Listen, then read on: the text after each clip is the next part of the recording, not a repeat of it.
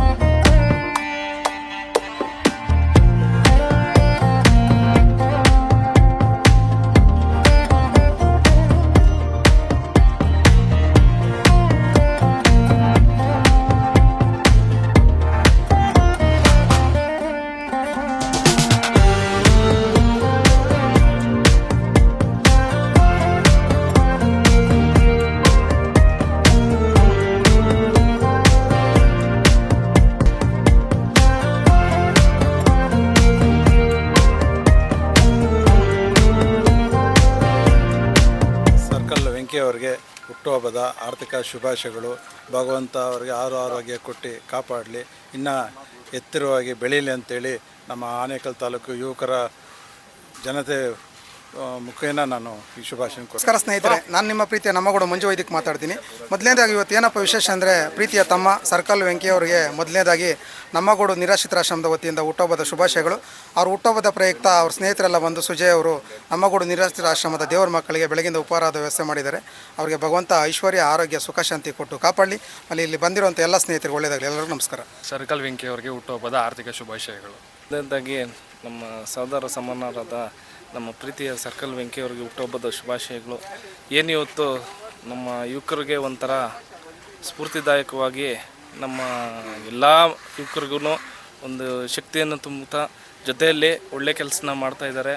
ಮುಂದಿನ ದಿನಗಳಲ್ಲಿ ರಾಜಕೀಯವಾಗಿ ನಮ್ಮ ಮುದುರಣ್ಣವರ ಮಾರ್ಗದರ್ಶನದಲ್ಲಿ ಅವರು ಇನ್ನೂ ಉತ್ತಮ ಸ್ಥಾನ ಸಿಗಲಿ ಅಂತ ನಾನು ಕೇಳ್ಕೊತೀನಿ.